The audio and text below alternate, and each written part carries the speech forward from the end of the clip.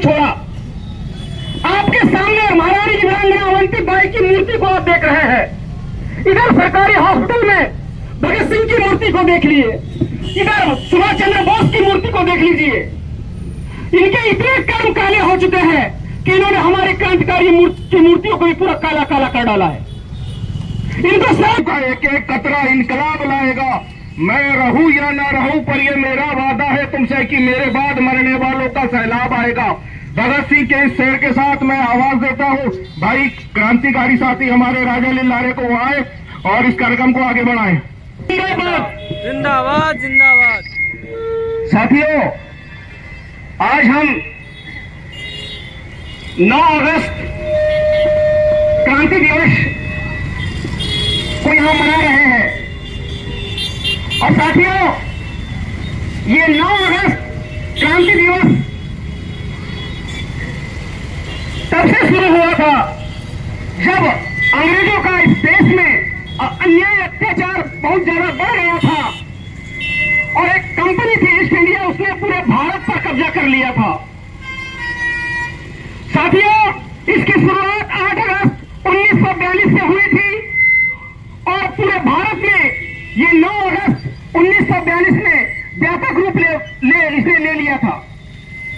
साथियों, 1942 के बाद पूरे देश में एक आंधी आई। अंग्रेजी शासन के खिलाफ लोगों के अंदर गुस्सा पैदा हुआ और उसका परिणाम यह हुआ कि 1947 को हमें आजादी मिली। मगर साथियों, इस पूरी आजादी में हमारे 7,32,000 से भी ज्यादा क्रांतिकारियों ने अपनी शहादत दी। वो शहादत इसलिए दी थी कि मेरे देश के हर नागरिक को रोटी, कपड़ा, मकान और सम्मान के साथ जीने का हक और अधिकार मिले। साथियों, जो परिकल्पना हमारे क्रांतिकारियों ने हमारे भारत के लिए की थी, आज उन सपनों को वर्तमान के काले अंग्रेजों ने चूर चूर कर दिया है। अब भारत को फिर से आजादी की आवश्यकता है काले अंग्रेजों की गुलामी से। साथियों, बड़ी दुर्भाग्य की बात है कि इस देश में जो वर्तमान में सरकार काम कर रही है उसको चारों तरफ काला ही काला नजर आ रहा है और इनके काले कारनामे इतने बढ़ गए हैं कि इन्होंने हमारे क्रांतिकारियों को भी नहीं छोड़ा। आपके सामने महारानी वीरांगना अवंतीबाई की मूर्ति को आप देख रहे हैं। इधर सरकारी हॉस्पिटल में भगत सिंह की मूर्ति को देख लिए, इधर सुभाष चंद्र बोस की मूर्ति को देख लीजिए। इनके इतने कर्म काले हो चुके हैं कि इन्होंने हमारे क्रांतिकारी मूर्तियों को भी पूरा काला काला कर डाला है। इनको शर्म भी नहीं आती है। अगर इस देश में किसी नेता के ऊपर शाही फेंक दी जाती है तो पूरे देश में हल्ला होता है, मगर इन बेईमान नेताओं ने हमारे क्रांतिकारियों की मूर्ति को पूरा काला काला कर डाला है। इस पर कोई बात नहीं हो रही है। साथियों, ये बड़ी दुर्भाग्य की बात है। साथियों, अब वो दौर आ गया है कि करो या मरो, जो 1942 में नारा दिया गया था, अब भी वो दौर है। एक तरफ वर्तमान की सरकार, भाजपा सरकार कहती है कि भारत को विश्व गुरु बनाना है और दूसरी तरफ भारत को अनपढ़ बनाने की पूरी व्यवस्था ये लोग कर चुके हैं। अभी 1 महीने पहले उत्तर प्रदेश में 5,000 स्कूल बंद किए गए। अगर भारत विश्वगुरु था तो वो सम्राट अशोक के समय में विश्वगुरु था और वो विश्वगुरु केवल इस देश की शिक्षा व्यवस्था के बल पर था और उसके बाद कभी भारत विश्वगुरु नहीं बना। साथियों, सम्राट अशोक के समय में सम्राट अशोक ने पूरे भारत में 84,000 बौद्ध स्तूप बनाए थे और मैं आपको बता दूं, वो बौद्ध स्तूप पूजा पाठ और कर्मकांड करने के लिए नहीं बनाए गए थे। वो बौद्ध स्तूप शिक्षा के केंद्र थे और शिक्षा को आगे बढ़ाने के लिए बनाए गए थे और उसके दम पर भारत पूरे विश्व का नेतृत्व करता था। मगर साथियों, दुर्भाग्य से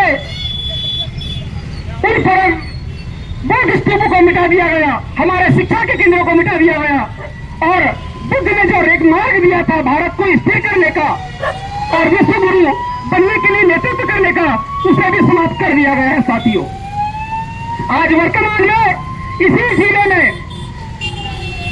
ये काले अंग्रेज चंद बेईमान नेता चंद अधिकारियों के साथ इस जिले को नोच नोच के खा रहा है साथियों। भारत में कोई भी गरीब नहीं है, षड्यंत्र के तहत भारत के लोगों को गरीब बनाया गया है। इस जिले में इतनी भू संपदा है कि इस जिले का हर आदमी अमीर हो सकता है, मगर चंद रेत माफिया, शराब माफिया, धान माफिया और कई तरह के माफियाओं ने इस जिले को खोखला कर डाला है साथियों। आपको पता होगा कि इस जिले में अच्छी क्वालिटी की रेत होती है और उस रेत को इस जिले में कुछ भ्रष्ट अधिकारी और भ्रष्ट बेईमान माफिया लोग मिलकर लूट रहे हैं। उसमें से एक बेईमान है रेत माफिया राजेश पाठक, जिसकी गुलामी यहाँ के कुछ अधिकारी और कुछ नेता कर रहे हैं और इसलिए ये जिला पूरा खोखला हो चुका है साथियों। और उसके फलस्वरूप इस जिले में जल का संकट आ रहा है और भविष्य में यहाँ के लोग बूंद बूंद पानी के लिए तरसने वाले हैं साथियों। अगर आज बालाघाट की जनता खड़ी नहीं हुई इन बेईमानों के खिलाफ तो इस जिले में बूंद बूंद पानी की लड़ाई होगी। और साथियों, मैं धन्यवाद देना चाहता हूं कि उन महान क्रांतिकारियों के सपनों को बालाघाट जिले में सम्मानित अंकर मुजारे जी ने जिंदा रखा है और वो आज भी अपनी इस उम्र में लड़ रहे हैं। मैं मानता हूं जो लड़ता है वो हमेशा जवान होता है और जो नहीं लड़ता वो जवानी में भी बूढ़ा होता है। मैंने धन्यवाद देना चाहूंगा कि बालाघाट की धरती पर ऐसे महान क्रांतिकारी टंकर मुजारे जी समान नेता पैदा हुए और उन्होंने शहीदों की क्रांति को जिंदा रखा है। और समय का अभाव है, इसलिए मैं अपनी वाणी को यही विराम दूंगा। इंकलाब जिंदाबाद जिंदाबाद।